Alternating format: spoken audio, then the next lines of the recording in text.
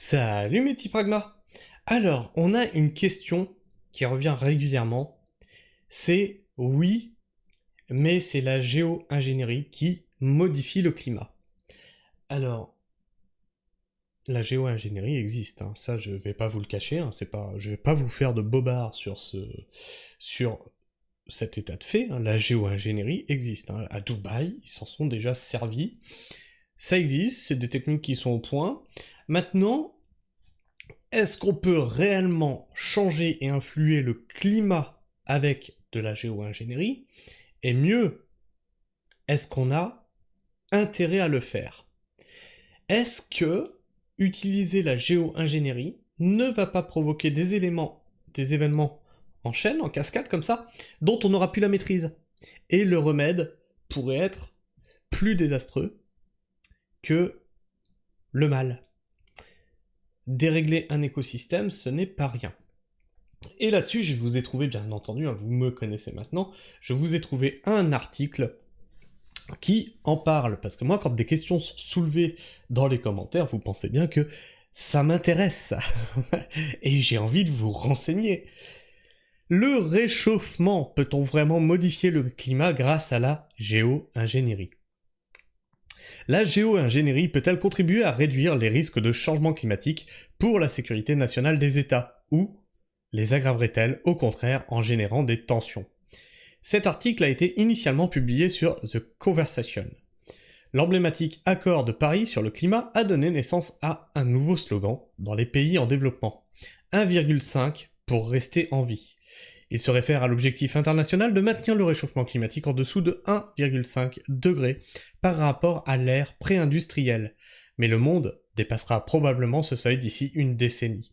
Et le réchauffement climatique ne montre que peu de signes de ralentissement. Le monde est déjà confronté à des catastrophes naturelles qui prennent des proportions épiques en raison de l'augmentation des températures. Et oui, et moi j'ai pris l'initiative maintenant de vous mettre des petits shorts pour vous montrer les résultats du réchauffement climatique, hein, parce qu'il y en a encore qui le nient, ouais, parce que tu ne le vis pas. Mais quand tu as des catastrophes qui s'enchaînent à ce rythme-là, c'est plus des trucs épisodiques, hein, parce que bon, ouais, mais moi une fois quand j'étais jeune, dans les Pyrénées, il a neigé au mois de juin. On s'en fout. Une fois dans ta vie. Là, c'est une fois tous les mois. Enfin, une fois tous les mois, il y a une anomalie. C'est réveille-toi. Allô? Y a quelqu'un? Les records de chaleur sont régulièrement battus. Les saisons des feux de forêt sont de plus en plus extrêmes. La violence des ouragans augmente l'élévation du niveau de la mer. Enfin, submerge lentement les petites nations insulaires et les zones côtières. Alors là, certains vont me dire « Oui, mais non, parce qu'on a des photos qui nous montrent que le niveau de la mer, il n'a pas augmenté. » Vous avez une vidéo sur la chaîne qui s'appelle... Attendez, je vais vous la montrer. Où est ma chaîne? Où est ma chaîne? Elle est là. Toc. Toc.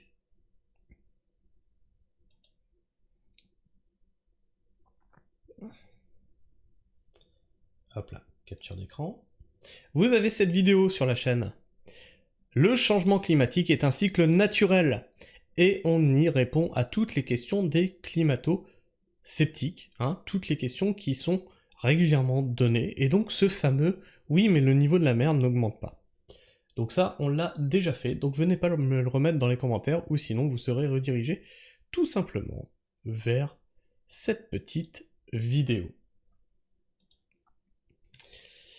La seule méthode connue pour arrêter à court terme cette hausse des températures est l'ingénierie climatique. Elle recoupe des techniques appartenant à la géo-ingénierie. Certaines permettent de réduire artificiellement l'ensoleillement, ce qui est aussi connu sous le nom d'intervention solaire sur le climat. Il s'agit d'un ensemble d'actions visant à modifier délibérément le climat. Et ça, franchement, s'ils le mettent en place, moi, ça me fait trop flipper. Ils ont aucune maîtrise de ce qui va ensuite être comme effet en chaîne. L'intention est d'imiter l'effet refroidissant des grandes éruptions volcaniques historiques, soit en plaçant dans l'atmosphère de grandes quantités de particules réfléchissantes, soit en éclaircissant les nuages bas au-dessus de l'océan. Ces deux stratégies permettraient de renvoyer une petite partie de la lumière du soleil vers l'espace afin de refroidir la planète. De nombreuses questions restent toutefois sans réponse quant aux effets d'une modification délibérée du climat. Est-ce une bonne idée de seulement se poser la question? Il n'y a pas de consensus scientifique. Alors, il n'y a pas de consensus scientifique sur la géo-ingénierie, hein, pas sur le dérèglement climatique. Non, parce qu'il y en a, faut répéter longtemps. Il y a un consensus scientifique sur le réchauffement climatique. Hein. Ne cherchez plus. Et me dites pas, oui mais non, parce qu'il y a des scientifiques, on les interroge pas parce que ils disent pas la même chose que la doxa. Oui, alors ton scientifique qui est expert en géopolitique ou expert en économie, mais il n'est pas climatologue. Je demande pas à un climatologue de m'expliquer la géopolitique ou l'économie. Chacun son domaine de compétence. Je demande pas à un astronome de m'expliquer la tension entre les différents pays. Il y a des domaines de compétences dans la science. Hein. Un mathématicien, j'en ai rien à foutre qui m'explique qu'il croit pas au changement climatique. Tu es mathématicien, mec. L'une des principales préoccupations de nombreux pays en matière de changement climatique est la sécurité nationale. Il ne s'agit pas seulement de guerre, les risques pour l'approvisionnement en nourriture, en énergie et en eau sont des questions de sécurité nationale, tout comme les migrations humaines provoquées par le climat. L'ingénierie climatique pourrait-elle contribuer à réduire les risques du changement climatique pour la sécurité nationale? Ou au contraire, aggraverait-elle la situation? Répondre à cette question n'est pas simple. Mais les chercheurs qui, comme nous, étudient les liens entre changement climatique et sécurité nationale ont quelques idées sur les risques à venir. Le changement climatique, un problème majeur. Pour comprendre à quoi pourrait ressembler l'ingénierie climatique à l'avenir, examinons d'abord les raisons pour lesquelles un pays pourrait vouloir l'essayer. Depuis la révolution industrielle, l'homme a rejeté environ 1740 milliards de tonnes de dioxyde de carbone, donc du CO2, dans l'atmosphère, principalement en brûlant des combustibles fossiles. Alors, il y a aussi un truc sur lequel moi aussi je suis revenu. Ça, faut que je vous en parle. Je vous ai toujours dit, oui, alors faut qu'on arrête de rejeter, comme quoi je suis biaisé aussi. Hein. Faut qu'on arrête de rejeter la faute sur les vaches. Et j'ai un petit pragma qui est venu dans les commentaires. Il m'a dit, tiens, moi j'ai fait un petit calcul, donc il a pris le nombre de vaches qu'il y a sur la Terre, il a pris le machin, il fait voilà, ça fait tant de tonnes de carburant, ça se comptait en millions, je sais plus, tant de tonnes de carburant par an, de CO2 par an. C'est ça ce que provoque l'élevage, et c'est responsable donc de 12% des émissions de CO2 totales. Donc ce n'est pas rien. Et comme moi je suis à la campagne, mais que je suis entouré de vaches qui pâturent dans des grands pâturages, bah effectivement pour moi les vaches elles ont aucun problème. Mais quand on prend la globalité de ce qui se passe sur la planète, c'est-à-dire les hyper fermes qu'on a en Amérique, etc., bah tout ça, ça rentre aussi dedans, en compte dans le truc. Et du coup, tout ça, ça fait ça. Si on avait que des pâturages, je pense, à la française, on n'aurait pas ces problèmes-là, mais on a ces problèmes-là à cause des énormes fermes de grande concentration de vaches. Alors tout ça c'est dû à quoi hein? Vous allez me dire oui bah ça c'est parce que ils veulent produire, ils veulent faire de l'argent. Non, tout ça c'est parce que vous voulez bouffer 14 fois de la viande par semaine, 2 fois par jour, midi et soir. Donc il faut répondre à la demande, et du coup ça crée ça. Et du coup voilà, j'ai fait ah oui, quand tu fais le calcul, effectivement, je reconnais, j'étais biaisé, et oui, tout le monde n'a pas des pâturages comme la France, et du coup le total fait que. Et je te remercie d'ailleurs, j'ai plus ton nom en tête, de m'avoir présenté ce calcul, parce que ça m'a ouvert les yeux. Ce dioxyde de carbone emprisonne la chaleur et réchauffe la planète. L'une des choses les plus importantes que nous puissions faire est de cesser de rejeter du carbone dans l'atmosphère, mais la situation ne s'améliorera pas rapidement par le CO. Ah non, car le CO, le CO2 quoi, met des siècles à être éliminé de l'atmosphère. La réduction des émissions ne fera qu'empêcher la situation de s'aggraver davantage. Et donc là, vous avez un petit graphique, hein, mais bon, il y en a qui ont du mal avec les graphiques. Une exponentielle, c'est ça, tu vois. C'est ça, c'est... Ah merde, bah oui, si à chaque fois ça me met le truc, Jusqu'en 1940, jusque là à peu près, tu vois. Hop, c'est à peu près, tu vois, ça monte, mais ça monte, voilà. Et là, d'un coup, qu'est-ce que ça fait? Une exponentielle de 1950 jusqu'à nos jours. Oh, merde alors. Les pays pourraient extraire le dioxyde de carbone de l'atmosphère et le confiner quelque part. Donc ça, on a vu qu'il y avait déjà des usines qui étaient là-dedans, et leur business model, c'était de prendre les taxes carbone et de dire, voilà, t'as payé ta petite taxe carbone, du coup, nous, on séquestre tant de tonnes de carbone. Les pays pourraient extraire le dioxyde de carbone de l'atmosphère et le confiner quelque part, processus appelé élimination du dioxyde de carbone, en anglais, Carbon Dioxide Removal, ou CDR. À l'heure actuelle, les projets d'élimination du dioxyde de carbone, notamment le fait de planter ou replanter des arbres, et les dispositifs de capture directe de CO2 de l'air, permettent de retirer de l'atmosphère environ 2 milliards de tonnes de CO2 par an. Le stockage du carbone, comment ça marche ? Non, ça c'est un autre article. Mais l'humanité rejette actuellement dans l'atmosphère plus de 37 milliards de tonnes de CO2. Oui, mais alors plus il y a de CO2 dans l'atmosphère, plus les plantes elles se portent bien. Oui, sauf que quand il y a trop de CO2 dans l'atmosphère que la forêt ne peut pas absorber, qu'est-ce qui se passe d'après toi ? Eh ben il y a toujours du CO2 dans l'atmosphère. Oui. Donc, soit il n'y a pas assez de forêt, soit on produit trop de CO2, c'est au choix. Et comme en plus on coupe des forêts, tu te rends compte du problème. Un petit peu, hein ? Oui, mais le CO2, c'est la nourriture des plantes. Oui, alors tu vois, la viande, les pâtes, les légumes, c'est la nourriture des humains. Je t'en donne 100 kilos à bouffer par jour. Qu'est-ce qui va se passer d'après toi ? Tu vas tomber malade. Eh ben, c'est la même chose pour les arbres. Bah oui, c'est con. C'est con. Du fait de la consommation de combustibles fossiles et des activités industrielles.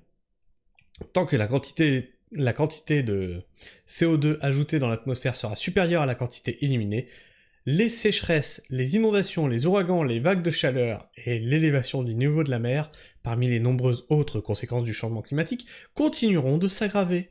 Il faudra sans doute beaucoup de temps pour réduire à zéro nos émissions nettes de CO2, c'est-à-dire pour ne plus augmenter les concentrations de gaz à effet de serre dans l'atmosphère. L'ingénierie climatique pourrait être utile dans cet intervalle. Qui veut s'essayer à l'ingénierie climatique ? Différents organismes de recherche gouvernementaux élaborent déjà des scénarios examinant qui pourrait décider de mettre en œuvre l'ingénierie climatique et comment.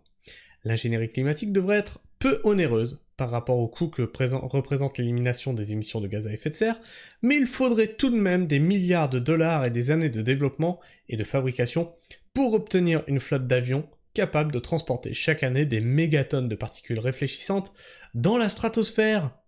Bah merde alors! Ben merde, je croyais que c'était déjà ça, c'était déjà au point ça. Bah si, parce qu'il y en a qui nous disent « Mais ils utilisent des chemtrails !» Ben on en a des avions qui sont capables d'envoyer des particules dans le ciel. Alors, non, ou les complotistes ont tort, peut-être, je sais pas, peut-être. Tout milliardaire envisageant une telle entreprise se retrouverait rapidement à court d'argent. Alors voilà, quand vous aurez plus rien à bouffer, vous comprendrez peut-être que le pognon ça se bouffe pas, et que votre petit confort de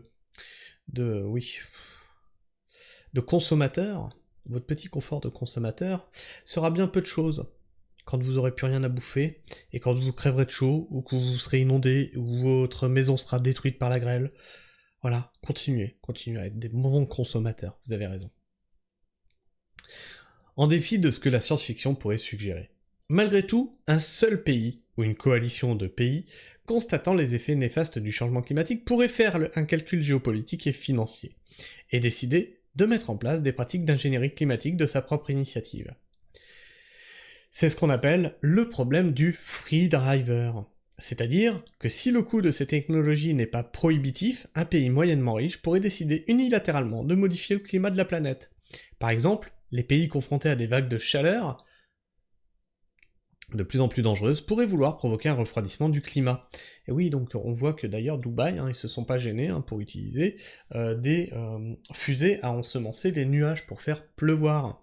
Et on se demande toujours si les inondations à Dubaï ne sont pas dues à ces utilisations-là. Les pays qui dépendent des précipitations de la mousson pourraient vouloir rétablir une certaine fiabilité que le changement climatique a perturbée. L'Australie étudie actuellement la possibilité de refroidir rapidement la grande barrière de corail pour éviter sa disparition. La création de risques pour les pays voisins. Sauf que le climat ne respecte pas les frontières nationales, ainsi un projet d'ingénierie climatique dans un pays serait susceptible d'affecter les températures et les précipitations dans les pays voisins. Cela pourrait être une bonne ou une mauvaise chose pour les cultures, l'approvisionnement en eau et les risques d'inondation. Cela pourrait également avoir des conséquences inattendues à large échelle. Certaines études montrent qu'un niveau modéré d'ingénierie climatique aurait probablement des effets bénéfiques à grande échelle. Quant au changement climatique, mais tous les pays ne seraient pas affectés de la même manière.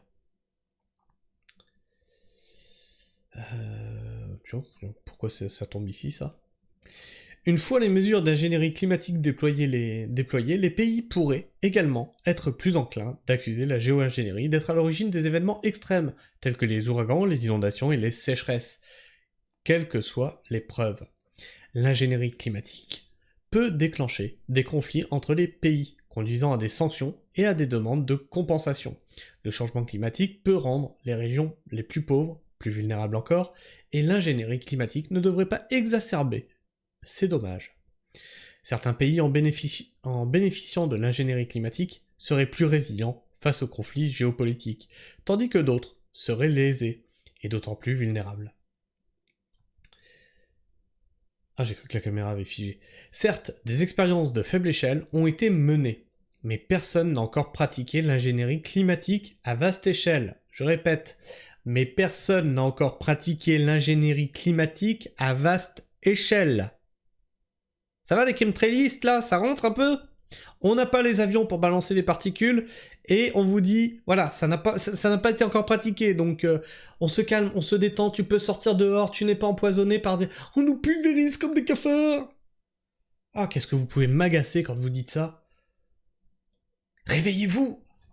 Renseignez-vous ! Faites vos propres recherches. Non, faites pas ça. Allez vous renseigner auprès de personnes qui savent. Cela signifie que beaucoup d'informations sur ces effets reposent sur des modèles climatiques. Or, si ces modèles sont d'excellents outils pour étudier le climat, ils ne permettent pas de répondre aux questions liées à la géopolitique et aux conflits. En outre, les effets physiques des mesures d'ingénierie climatique dépendraient aussi, pour beaucoup, de l'approche utilisée. La prochaine étape. Pour l'instant, l'ingénierie climatique suscite plus de questions que de réponses. Il est difficile de dire si l'ingénierie climatique risque d'aggraver les conflits ou si elle pourrait désamorcer certaines tensions internationales en réduisant le changement climatique. Il est toutefois probable que des décisions internationales sur l'ingénierie climatique seront bientôt prises lors de l'Assemblée des Nations Unies pour l'environnement de mars 2024. Les pays africains ont demandé un moratoire sur l'ingénierie climatique. Tu m'étonnes, les pays africains, c'est ceux qui morflent le plus, appelant à la prudence. D'autres nations, dont les États-Unis, ont insisté pour qu'un groupe formel de scientifiques étudie les risques et les avantages de ces technologies avant de prendre toute décision. L'ingénierie climatique pourrait faire partie d'une solution équitable au changement climatique, mais elle comporte aussi des risques. En résumé, l'ingénierie climatique ne saurait être ignorée, mais des chercheurs supplémentaires sont nécessaires pour que les décideurs politiques puissent prendre des décisions en connaissance de cause. Voilà mes petits pragmas. Alors, je sais pas ce que vous pensez de tout ça, j'espère que vous avez compris l'article, parce qu'il y en a beaucoup qui prennent des éléments et qui « Oh mon dieu, il y a de l'ingénierie climatique !» Oui, qui n'est pas encore mise en place. Elle est connue. Tu vois, sur cette chaîne, je ne te dis pas de conneries. Oui, on sait, ça existe. J'ai déjà fait d'autres articles qui expliquaient d'ailleurs plus en détail un type d'ingénierie climatique. Un type. Il y en a d'autres. Il y avait eu aussi l'idée d'ensemencer les océans pour que certaines algues poussent plus vite et donc ralentissent le réchauffement des océans et captent plus de CO2.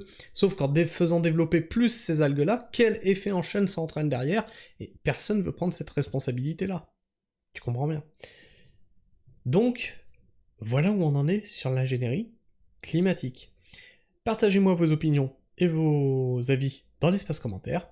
Dites-moi ce que vous en pensez, débattez-en entre vous, dans le respect mutuel, sinon la modération, elle fera son boulot, et c'est pas la peine de dire « Ah, mais t'as supprimé mon commentaire !» Bah, fallait être respectueux.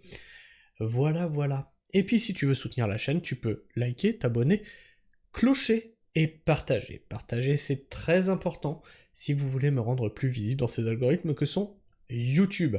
Sinon, tu as la seconde façon de me soutenir, c'est avec le petit cœur et un $, au milieu, à côté de l'espace commentaire, et tu fais ton commentaire, tu remplaces le merci par ton commentaire, tu choisis la somme, et je recevrai directement ton commentaire en notification, ce qui fait que je le verrai plus facilement que les autres.